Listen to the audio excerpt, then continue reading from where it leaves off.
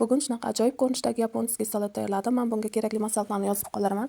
Hozir esa soyali sosdan boshlaymiz. Soyali sos uchun maydalangan qalampir, maydalangan kashnich va 3 dona chesnok kerak bo'ladi.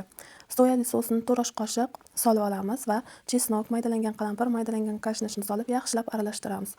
400 gramm go'shtni qaynatib olamiz. Qaynatilayotganda unga tuz solinmaydi, chunki soyali sosimizni o'zi sho'rroq bo'ladi. Go'shtni esa mana shu videoda ko'rsatilgandek parrak-parrak qilib, yirik-yirik to'g'raladi va bunga esa soyali sosni solib yaxshilab aralashtirib olamiz.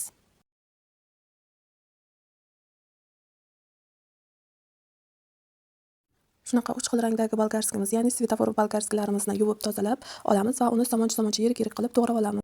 5 dona pomidor, 5 dona bodringni ham yuvib tozalab olamiz.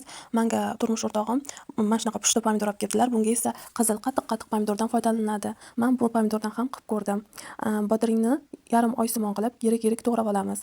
Unga esa 1 osh qoshiq tuz solib, yaxshilab aralashtirib bir chetga olib qo'yamiz. Pomidorlarni ichini tozalab olamiz. Bo'lmasam salatimiz suvli bo'lib qoladi. Bizga pomidorlarning usti qattiq joyi kerak bo'ladi. Pomidorni ham somoncha-somoncha qilib to'g'rab olamiz.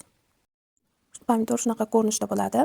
Mana bu ichida tozalab olingani va bizga 1 dona piyoz ham kerak bo'ladi. Uni yirik-yirik to'g'raymiz. Tovamizda oq kunjutni yaxshilab qovurib olamiz. Bunga 1-2 minut vaqtimiz ketadi va tovani oldidan uzoqlashmaymiz, chunki tez kuyib qolishi mumkin. Oq kunjutimiz mana shunaqa tilla rang ko'rinishga kelganda tayyor bo'ladi. Kunjutimizni qovurib bo'lganimizdan keyin tovamizga ozgina yog' solib olamiz va piyozni qovurishni boshlaymiz. Piyozni ko'p qovurilmaydi, bo'lmasam yumshoq bo'lib qolishi mumkin. Qovurilgan piyozni ustidan bolgarskilarni solamiz. Bolgarski ham xuddi shunday 1-2 qovurib olamiz. Ko'p qovurilsa u ezilib ketadi.